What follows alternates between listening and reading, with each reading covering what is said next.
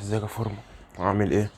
حوالي دنيتك يا رب تكون بخير، يا رب تكون مستمر في الجيم، ويا رب تكون بتصلي، ويا رب تكون بتاكل اكل صحي. بكل بساطه زي ما انت عارف من العنوان تحت الفيديو، النهارده يوم الراحه.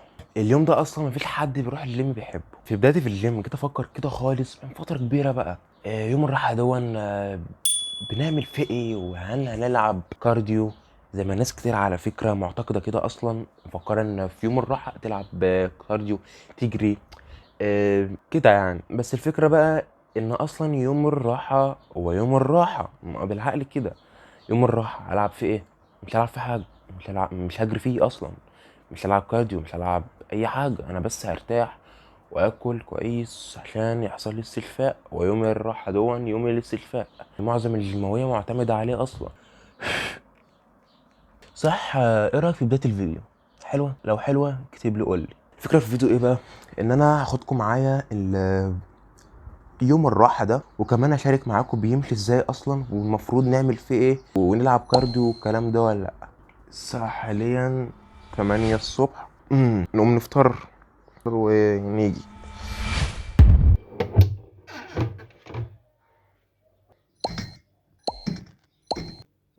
لا لا،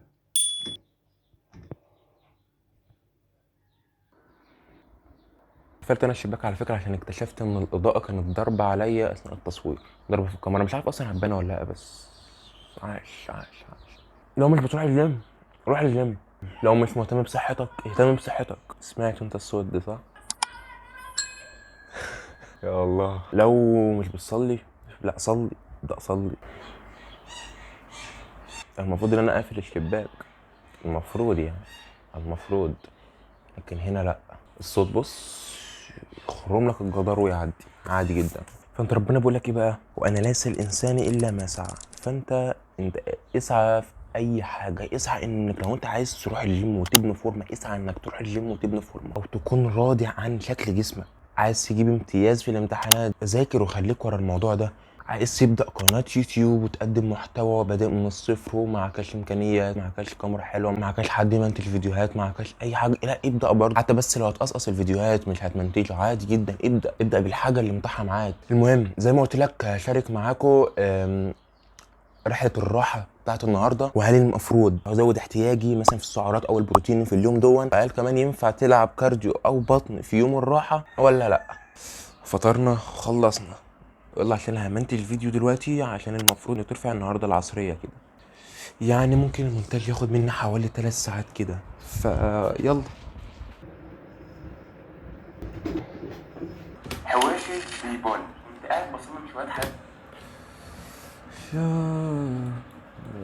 تلعب مفضل، محتاج ان نخلص الفيديو ده يعني قبل العصريه كده.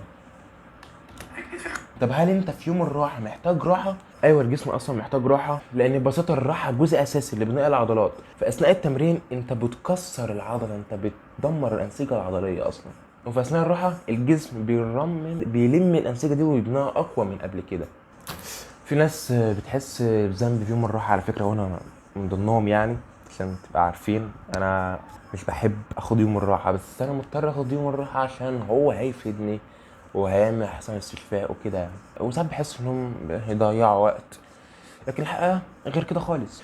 انت لو ما ارتحتش التمرين نفسه مش هيجيب نتيجه، ده بالعكس خالص، انت ممكن تتصاب ويحصل معاك اوفر تريننج، بمعنى الافراط في التمرين الزياده عن حده. يعني لما اتمرن بزياده وما تديش جسمك راحه، والنتيجه جسمك بيبدا يتعب، ده بدل ما يتحسن، احنا عايزينه يتحسن. علامات بقى الاوفر تريننج، مثلا تعب بعد التمرين، اوزانك تقل خالص عن عادي، صداع، وطبعا والاهم ان عضلاتك مش هتبطل توجعك اصلا يعني. حتى لو انت ما كنتش بتاخد ايام راحه وجيت دلوقتي تاخد ايام راحه، وهتلاقي برضو عضلاتك بتوجعك على فكره. حتى لو استمريت كام يوم راحه برضو عضلاتك هتلاقيها بتوجعك لحد ما جسمك يبدا يتوازن مع نفسه. طيب السعرات في الراحه ازودها ولا لا؟ بص عشان اختصرها كده، لو انت بتضخم خليك قريب من نفس سعراتك بتاعه التمرين. انت ممكن تقلل حاجه بسيطه من 100 ل 200 كالوري، لانك مش بتصرف طاقه كبيره زي في الجيم، بس ما تقللش جامد عشان الجسم يبني عضل. ولو بتعمل كاتنج تنشيف ساعتها ممكن تقلل اكتر بشويه، يعني 200 كالوري او 300، يعني اقل من ايامك في التمرين المعتاده. لكن اياك البروتين تقلل منه في يوم الراحه يا فورمه. الكارديو، ريح تماما، سيب جسمك يتعافى ويعيد بناء الالياف العضليه. استغل يوم الراحه دي في النوم، ده اهم حاجه حرفيا، لان النوم هو اللي بيعمل الاستشفاء، والاكل برضه، تجهيز الوجبات، وراجع هتمرن ايه في اليوم اللي بعد الراحه. المال في يوم الراحه حاجه طبيعيه، بس ممكن تستغله صح. اوقات بقعد اراجع اهدافي او اقرا حاجه تفيدني في التمرين. بقول لك هنا ايه الدهون الغير مشبعه؟ هي الدهون الصحيه زي الزيت، الزيتون، وزيت الكانولا. ايه هو زيت الكانولا؟ اللي يعرف يقول لي في الكومنتات، او حتى اتفرج على فيديوهات مفيده. عشان توصل لها كم خطوة تخطوها في اليوم نحو هذه المليون اللي انت تبغاها عشان تغير حياتك. يا نهار ابيض، انا لسه مخلص مش حتى ربع الازازه من الصبح الكلام ده. سيبها الله يا باشا.